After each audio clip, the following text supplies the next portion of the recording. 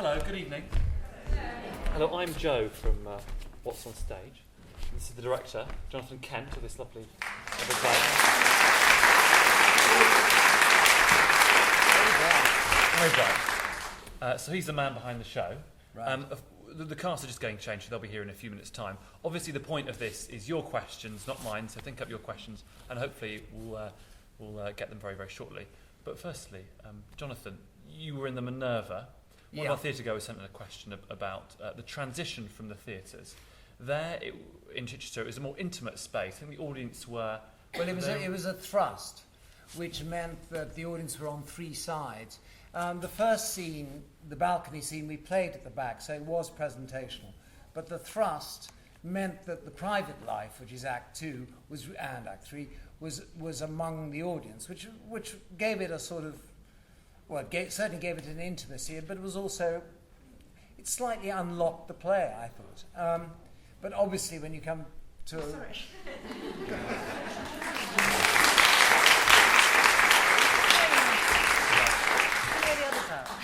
They're on their way. We're just talking, Anna, about the transition from the Minerva to here. So when you were on that thrust stage, it was probably more intimate, more voyeuristic. Yes, it was.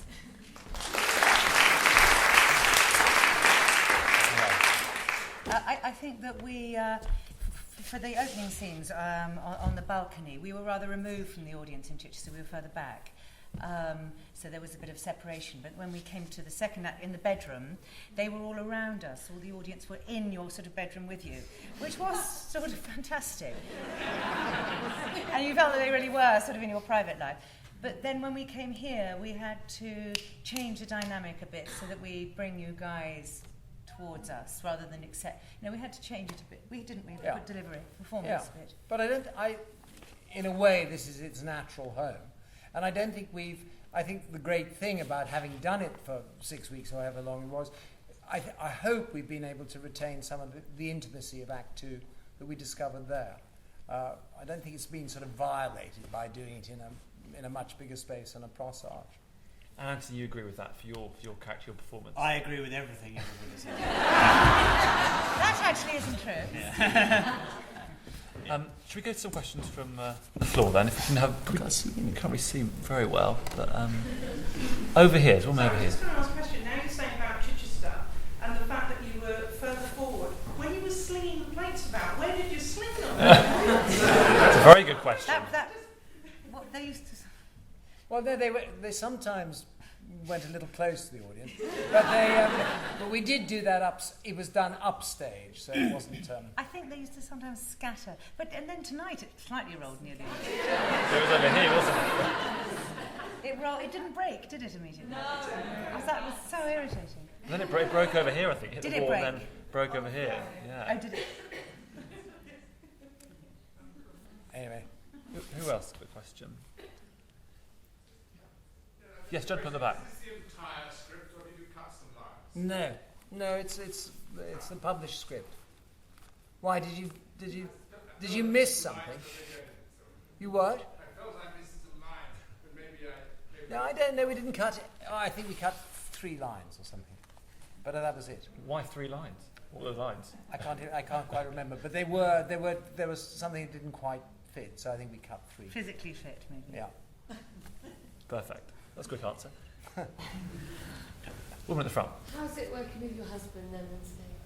My husband? Is it somebody's husband? No, not mine.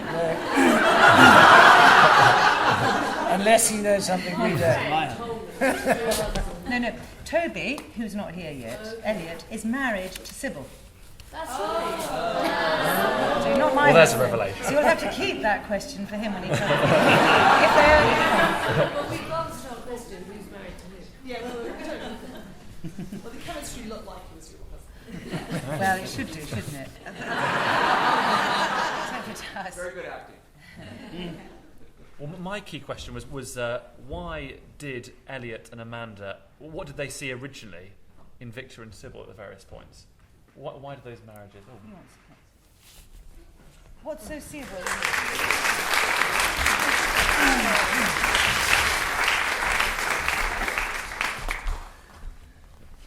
We were just asking guys, what Amanda and Elliot see in Victor and Sybil? Why did they end up getting married in these sort of flawed second marriages? Well, I guess they're going for completely the opposite of what they were with. They're going, well, that didn't work, so let's try something totally different. And I think also there's that thing where eventually they settle for somebody that they just think, I have to move on. Well, I'm speaking purely from Elliot's point of view. I think he's eventually kind of gone on this trip around the world, come back, and gone, well, I have to move on. And he's picked somebody who he thinks is totally different and is going to be the safe option. Always fatal, isn't it? And I think also there is some truth in what he says later on, where he says, I'm sure, that actually it probably would have been we probably would have been all right. We probably may not have been ecstatically happy for the rest of our lives, but, it would have been okay, and we would have probably stayed married, and, but the thing is that they meet one another again, which totally destroys any potential for, Well, I think Victor's charming. Can't you see? Everything should have turned out great, shouldn't it? Yeah. And you talked, Toby, about that chance meeting. That scene, I'm sure that we'll all agree, there's a lot of silence in it. There aren't that many lines, but it's such a funny scene, these little looks, and how do you begin to rehearse something like that without lines? I think I was really bad in rehearsal always, wasn't I? I always felt I think you need the audience. For me, I felt it was once the audience are there, they encourage, it's really the cue for me, I think. Do you think that, Toby? Yeah, I think that is quite true in that I think what you find in the rehearsal room is you try and find some kind of truth to what you're doing, and then when you get on a stage, suddenly there's this sort of other character in the play, which is the audience, who totally inform. I mean, it is like a kind of formula in a way, and if you follow the instructions, it'll work. Do you know what I mean? And you suddenly realise when you're in front of an audience how beautifully written it is, because suddenly there is this energy coming from an audience because they are in front of you in a way. When you're in a rehearsal room, you don't have that energy coming at you. You're just playing. But it's important, though, that process of discovering the truth of it, because I think otherwise the danger of the piece is it's just a sort of a hollow artifact, and it needs to be filled, and you need to feel the relationship between the four characters, and I think that's where the bedrock of rehearsal was very useful. But you're right, the ingredient it absolutely needs, and where it's such a brilliant play. And the great thing is working on it. I've had more and more admiration for it. And what it absolutely does is take an audience with it into the situation so quickly and brilliantly, actually. But I think there is that thing as well where I think an audience responds to it because there is fundamentally a truthfulness in what in the situation. There's that I think there's a recognition from an audience in a lot of it about, actually it was in Chichester, wasn't it, where we came out and there were a lot of people who said, that's just like our marriage. Yeah. We were like, oh, that's us. Yeah, that's us. You were like, but I mean, and I was like, thank God I'm not a member of your household. But I mean, but there is something in that where people do recognise elements of of either experiences they've had in a relationship or in their own relationship. Just like, especially in the second act, I think that when they're just together, the way they are together, the way that they start bickering and things like that, it's quite truthful, I think. And it's a brilliant portrait of a relationship, particularly the second act. Amazingly so, and amazingly so when you think he wrote it in 3 days. And it's a sort of uncensored view of a relationship. And he was 30. Yeah. It's a remarkable... He had the flu. What? He had flu, exactly. And he had Mr. Show, flu. don't look down on having flu. Amazing things can happen. Lock yourself in a room and get out a pen. Only when you're 30. Let's get some more of your questions. Gentleman at the front. Right, so my question is, each night, is there a line that you look forward to saying? Because there's so many great lines in this play. That you look forward to actually say. That you look forward to acting. I like saying it's very nice here. I do, because it's it's just great here. So, I think you like other and it people's also lines. makes you feel good. Makes me feel good. I like being off stage and hearing Toby say, "Do you want a cigarette?" Yeah. Why that makes me laugh so much? I like to cut your head off with a meter. Yes, yes. Yes. You're not meant to get too in love with your own lines. Now, the danger is to look forward to a line. Completely falls flat. What you want to happen is you want them to creep up on you unawares, so that when you come to them, they're totally, they're fresh. If you think about them before you say them, somehow it curses it. You have to stop. It. You know, especially with lines, because there are some lines in this. They're bon mots, rather like as in Oscar Wilde, something like that, which everybody knows. You know, so you have to avoid thinking about them too much, because you're going to knock it down. Yeah. Like a horse. But luckily in this there are so many great ones that you don't have to worry too much about those particular ones. But I do, I have to say there are a lot of passages which I really do have great joy doing, and that's quite rare actually in plays. It really taking relish in doing things. And also Ant and I really enjoy listening, because we listen on the tannoy to Act 2. It's just so wonderful to hear Do you it. listen to that together? No, not together. Like that. What is going on? A wireless, both sitting there. Well, in Chichester sometimes we do. With a pipe. Well, we used to in Chichester, we don't. In Chichester we do, because we share all dressing passé. rooms. They're over it now. We've done it.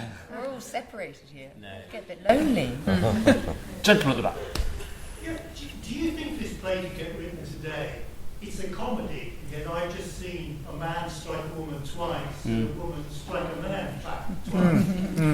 And it's amazing how people laugh. Well, it was very shocking, I think, back in the day. I mean, and in fact, I was quite surprised to find out that they tried to ban it, and there were passages in it that he had to rewrite. The censor forced him to rewrite quite a lot of passages in it, and I think that is something that we don't particularly shy away from. I think that ingredient is in there, and I think it's in there for a reason. I think Elliot and Amanda, for all of their charm and likability, they're also as dislikable, and they should be that as well. An audience should like them, but also feel slightly guilty about liking them, and I think at times actually go, that's not very, they're not nice people, but they're, and I think that's very deliberate, and I think that is an element in there that is, I don't think he's being glib about it. I don't think he's just sort of, I think that is an element in Eliot that is not a very pleasant element, There are comedies like Shameless and stuff where people are hitting each other left, right and centre, aren't they? Or are they? I mean, it does happen, doesn't it now? But there are those people who are incredibly sort of attractive, those men who are incredibly attractive, but actually they have belted their partners, It's not great, but it does happen. So quite different from your marriage.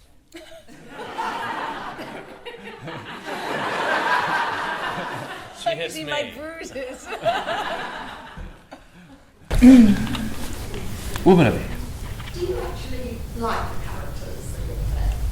Because you're saying that you like some aspects of them, but you don't like other aspects of them. How do you play it as an actor when there are bits and pieces that you like and bits that you don't? I don't think acting's about whether you like your part.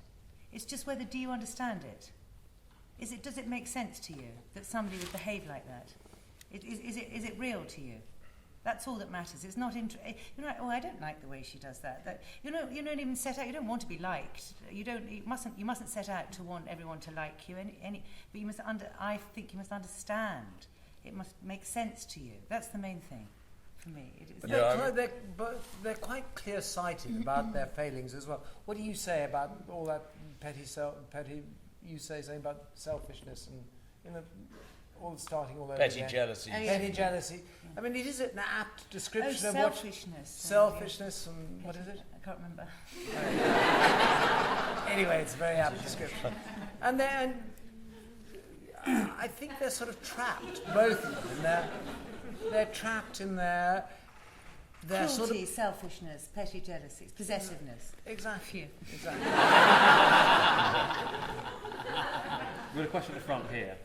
I'd like to ask Anna-Louise what it's like working with Toby, but working with him when he's running around with somebody else on stage in close proximity, as opposed to other things, that you're not necessarily as closely involved in. Oh, it's a job, and we're playing characters, and I think if we didn't all get on so well, or Anna was a completely different person, it might be difficult. I mean, maybe, but fortuitously we all get on very well, and and Anna's very generous, and I hope I'm generous with her, and it's our job. It's our job, And often Toby and I, at the end of Act 2, I literally cannot move backstage. I lie on the floor after I've thrown all those eggs, and I can't move. And Anna-Louise has to carry me upstairs like I've just had about 3 babies in a row. But it's such it's such a fascinating job, because I know that it's hard for people outside of what we do to come to terms with that, but it's actually something that when you're inside, when you do this as a job, you understand it's a function of what we have to do. It's part of the play, and one has to be grown up about these things and go, look, it is a job, and we are presenting this couple who are madly in love with one another, and it's that you've got to do it justice, and because of you guys. I mean, we have to sell it. And also, Toby and I, it's not like we're new to this. I mean, we've both been working a long time. We've both had to work through, we've had to watch one another's work. So yes, it's slightly more unusual, but it's fine. It's fine, because it's a job. I mean, what's more peculiar is actually other people's opinion of it, because people will come and say the most peculiar things to you, like... Do they? What's the worst? When you do... Well, it's just, when you're dropping the kids off at school and someone will say to you, gosh, must be really weird seeing your husband snogging another woman all the time. And I'm just like, even if you thought that, why would you say it? So, it's more things like that which are odd. Just wondering whether Toby read lines with his mother. Well, I didn't. I didn't. But she came to see it in Chichester, which was really lovely. Actually, it really kind of, because she just loved the production, and sometimes, I can't help sometimes I have just her voice in my head sometimes when I'm in full flow. But I think that's something I quite like that, because I think it's innate within me. It's part of her in me. So but we didn't run lines together. I think I would have been really freaked out by that. Let's not do that. Let's have 2 more questions. One here.